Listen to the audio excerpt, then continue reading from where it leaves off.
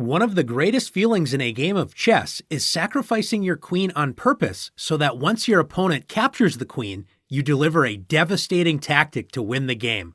Of course, we don't want to typically give our queen away, but you must be prepared to give up anything if it means winning the game. Let's take a look at some spectacular queen sacrifices. This position is from the famous opera game. American master Paul Morphy sacrificed material to keep Black's king stranded in the center. He is now ready to make one more sacrifice to force checkmate. Do you notice that if the knight on d7 wasn't there, White's rook could move to d8? The rook would be protected by the bishop on g5, so the position would be checkmate. How can White force the Black knight to move away from the d-file so White can deliver checkmate? That's right, with the stunning queen sacrifice, queen to b8 check. Forcing Black to play knight takes b8. Opening up the d-file so White plays rook to d8. Checkmate. Besides pawns, White only has a bishop and a rook left, but material doesn't matter when checkmate ends the game. Let's take a look at another position. In this position, Black is threatening checkmate with queen to g2. White does have ways to block the checkmate, but it's important not to instantly react and become defensive when you are attacked. Does White have any attacking ideas to force Black to react? Although Black is threatening checkmate in one move, White has a forcing checkmate combination beginning with a queen sacrifice. Can you see it? After the forcing, queen takes f8. White sacrifices the queen to force the king to the back rank. After king takes f8, White now has a forced checkmate in two moves.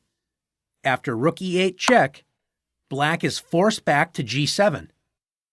After king to g7, notice Black's king does not have any safe squares, and the knight and the rook work together to deliver checkmate with rook to g8. Not all queen sacrifices win brilliantly, although those are the most fun to play. In this position, White appears completely lost. Not only is White down a lot of material, White is about to get checkmated on the very next move. Notice that the only piece that has a legal move in this position for White is the queen.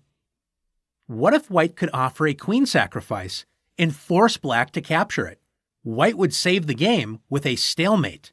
Notice that queen b8 wouldn't work because Black isn't forced to take the queen and could deliver checkmate. We need something more forcing. Do you see it? That's right, queen to f8. Black is forced to capture White's queen.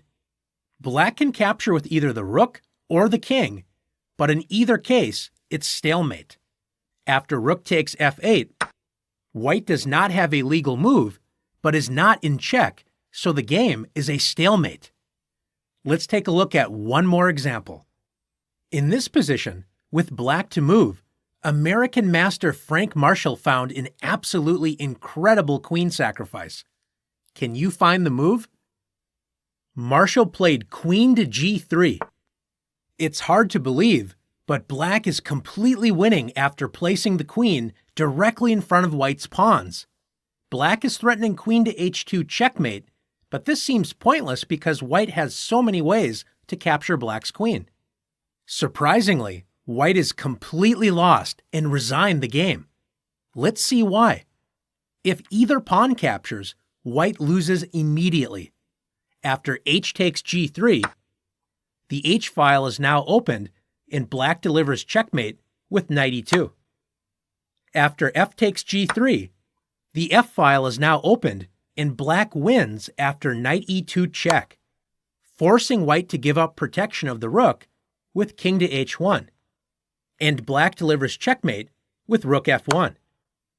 White's only way to prevent immediate checkmate is with queen takes g3. Black can enter the endgame up a piece after knight e2 check, forking the king and queen and forcing king to h1. After knight takes g3 check, the knight captures the queen, and once again, neither pawn can capture the knight. The h-pawn is pinned, and if the f-pawn captures, black can capture white's rook and deliver checkmate. This means the only move is king to g1. Black's simplest choice is to trade rooks after knight takes f1 and g takes h3. White captures black's rook, but doubles the h-pawns and isolates the f-pawn. After knight to d2, white is now down an entire knight. And with so many pawn weaknesses, a master like Frank Marshall would have no problems winning this game. After looking at these incredible queen sacrifices, are you ready to find stunning queen sacrifices? Let's put you to the test.